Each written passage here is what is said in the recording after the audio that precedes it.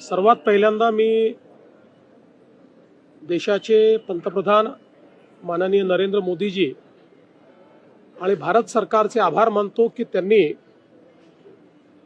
युद्धामुळे जे काही तेलाचे भाव वाढले आहेत त्याचा इम्पॅक्ट हा सामान्य ग्राहकावर येऊ नये म्हणून प्रति लिटर पेट्रोल डिझेलवरची एक्साइज ड्यूटी ही 10 रुपयांनी कमी केली आहे।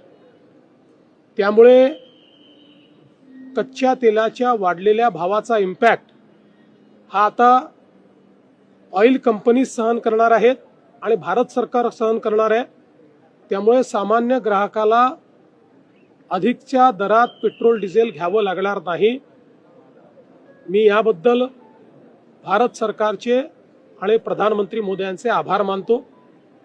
विशेषतः ज्यावेळी आपल्या आजूबाजूच्या देशांमध्ये जवळपास शटडाऊनची स्थिती आलेली आहे, पाकिस्तान असेल, श्रीलंका असेल, बांगलादेश असेल, या लोकांनी गॅस आणि पेट्रोलच्या कमतरतेमुळे जवळपास ऑफिसेस बंद केलेले आहेत, इन्स्टिट्यूट्स बंद केलेले आहेत।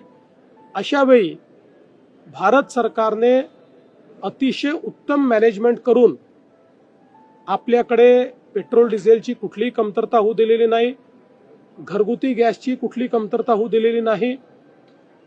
मी केवळ सर्व लोकांना ही विनंती करतो की विनाकारण अफवेच्या आधारावर ग्राहकांनी पेट्रोल पंपावर रांगा लावू नये।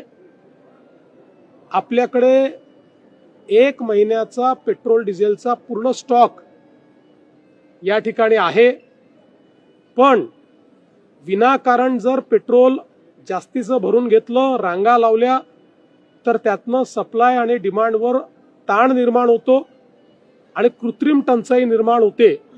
त्यामुळे अशा प्रकारची कृत्रिम टंचाई निर्माण होऊ नये या दृष्टीनं आपण नेहमी ज्या प्रकारे पेट्रोल डिझेल भरतो तसंच पेट्रोल डिझेल हे ग्राहकांनी भरावं।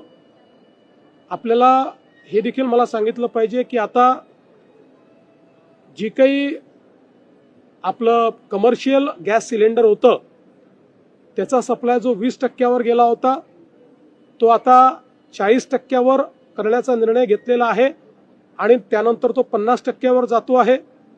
त्याच्यामुळे त्यामध्येही आता मला असं वाटतं की मोठ्या प्रमाणात रिलीफ हा प्राप्त होणार आहे आणि ज्या प्रकारे भारताची डिप्लोमसी चाललेली आहे आणि माननीय प्रधानमंत्री मोदयांचं इंटरव्हेन्शन चाललं आहे त्या दृष्टीनं मला असं वाटतं की पुढच्या काळात तोही सुरळीत होईल अशी अपेक्षा आपण धरूया।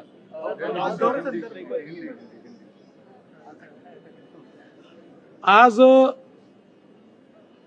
पल्स ही एक अत्यंत मोठी मेडिकल कॉन्क्लेव्ह महाराष्ट्र सरकारच्या वतीने आयोजित करण्यात आली। मेडिकल एज्युकेशन डिपार्टमेंट आणि इंडस्ट्री प्लेयर्स या सर्वांच्या संयुक्त विद्यमाने एक अत्यंत मोठा प्लॅटफॉर्म ज्याच्यामध्ये शिक्षण, मेडटेक, इंडस्ट्री, इनोव्हेशन असं कंप्लीट कोलॅबोरेशन करण्यात आलेलं आहे। मोठ्या प्रमाणात या क्षेत्रातले स्टार्टअप्स हे इथे डिस्प्ले केलेले आहेत। नवीन टेक्नॉलॉजीमुळे डायग्नोस्टिक्स आणि ट्रीटमेंट प्रोटोकॉलमध्ये जे काही बदल आहेत ते बदल या ठिकाणी दाखवलेले आहेत। आमच्या समोर डॉक्टर लकडावाला यांनी इथे बसून नागपूरच्या जीएमसी मध्ये रोबोटिक सर्जरी केलेली आम्ही स्वतःच्या डोळ्यांनी बघितलेली आहे। त्यामुळे प्रत्येक व्यक्तीपर्यंत आरोग्य पोहोचवण्याकरता हा एक अत्यंत मोठा प्लॅटफॉर्म आहे। खूप चांगलं पार्टिसिपेशन इथे आलेलं आहे। देशभरातनं लोक या ठिकाणी पार्टिसिपेट करतायत, परदेशातनंही लोक आले आहेत। काही लोक ज्यांनी रजिस्टर केलं होतं ते जिओपॉलिटिकल सिच्युएशनमुळे येऊ शकले नाहीत, ते वेगवेगळ्या पद्धतीने या ठिकाणी जॉईन होत आहेत। आताच्या इनॉग्युरल सेशन नंतर आम्ही इंडस्ट्री सोबत एक डायलॉग देखील केलेला आहे आणि या डायलॉगमध्ये विशेषतः आर्टिफिशियल इंटेलिजन्सचा उपयोग करून आपल्याला डायग्नोस्टिक्स कसं एनहान्स करता येईल, जिनोम सिक्वेन्सिंगचा उपयोग करून अर्ली डिटेक्शन कसं करता येईल, सर्वांपर्यंत डायग्नोस्टिक प्रोटोकॉल्स कसे पोहोचवता येतील, या सगळ्या गोष्टींवर अतिशय चांगली चर्चा झालेली आहे आणि काही इन्व्हेस्टमेंट्सच्या संदर्भात या ठिकाणी इरादे देखील लोकांनी जाहीर केले आहेत, ज्याच्यामध्ये उद्या कदाचित त्यातली काही इरादापत्र ही या ठिकाणी त्याच्यावर स्वाक्षरी होईल. त्यामुळे एकूणच मेडिकल फील्डमध्ये एक अत्यंत मोठा प्लॅटफॉर्म म्हणून महाराष्ट्र शासनाच्या पल्सकडे आज पाहिलं जात आहे.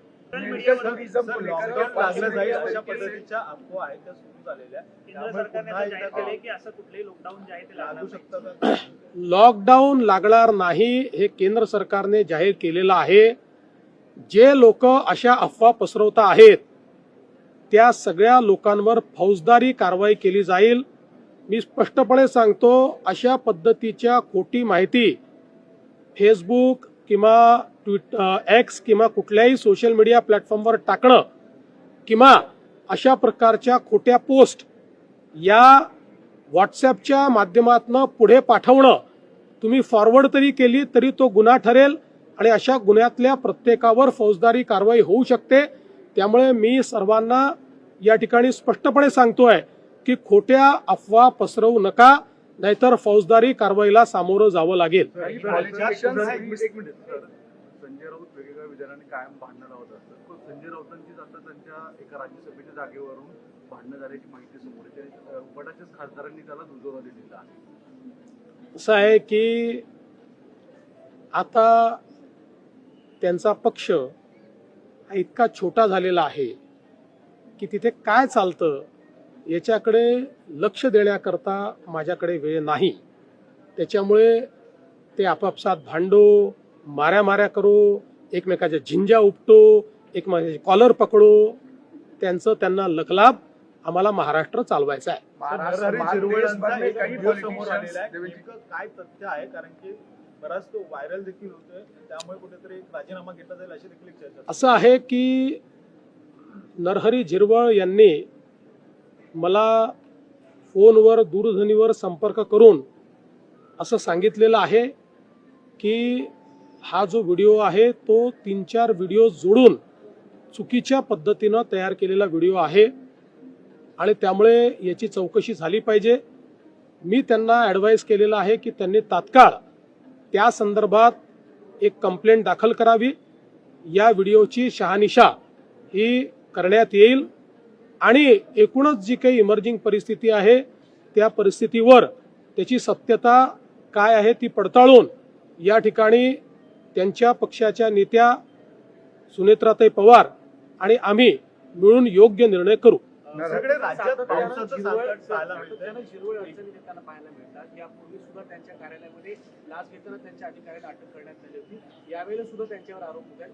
सरकारवरती या सगळ्या गोष्टींचा कुठेतरी सरकारच्या प्रतिबंध परिणाम होतो. बघा, असं आहे की मागच्या काळात जी घटना घडली त्याचं पूर्ण चौकशी झाली, त्याच्यामध्ये कुठेही झिरवाळांपर्यंत संबंध गेला नाही. आता जी घटना आहे, जे काही व्हिडिओ समोर आले ते गंभीर आहेत, त्यामुळे त्याची सत्यता पडताळणं हे अत्यंत गरजेचं आहे आणि ते जर सत्य असतील तर त्याच्यावर योग्य ती कारवाई होईलच. प्रकरणामध्ये पुन्हा काही व्हिडिओ समोर येत आहेत. एकनाथ शिंदे यांचे माजी खासदार यांचा देखील व्हिडिओ समोर आलेला आहे. आणखी एक गुन्हा दाखल झालाय. काय नेमकं असं आहे की पहिल्यांदा तर त्यांच्यासोबत कोणाचे फोटो येतात, कोणाचे व्हिडिओज येतात, याच्यावरनं आपल्याला या सगळ्या गोष्टी डिटर्मिन करता येणार नाही.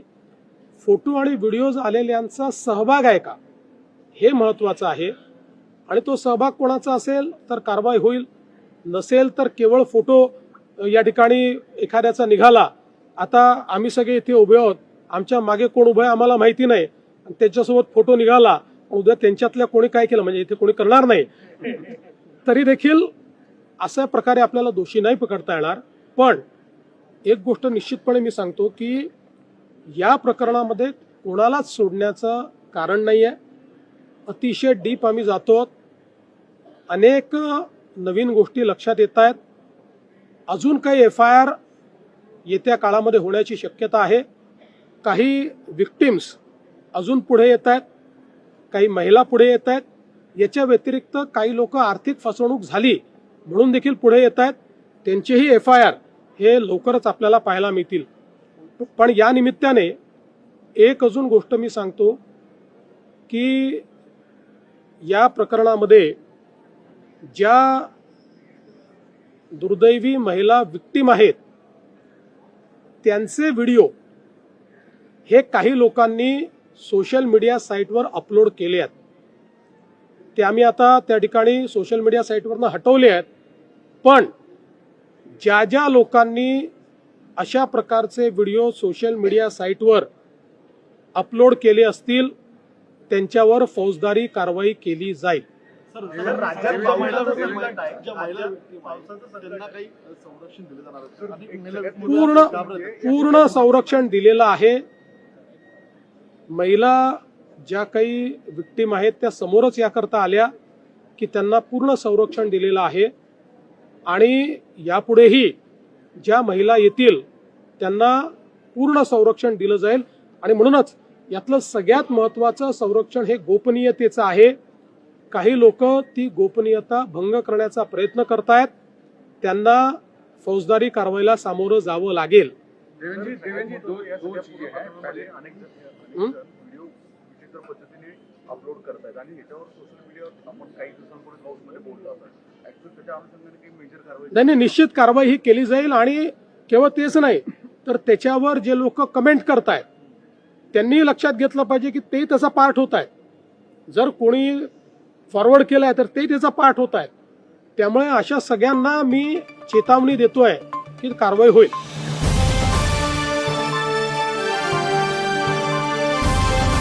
समाजकारण, प्रशासन आणि राजकारणातल्या अचूक विश्लेषणासाठी बखर लाईव्हच्या सोशल मीडिया प्लॅटफॉर्म्सना लाईक, फॉलो आणि सबस्क्राईब करा.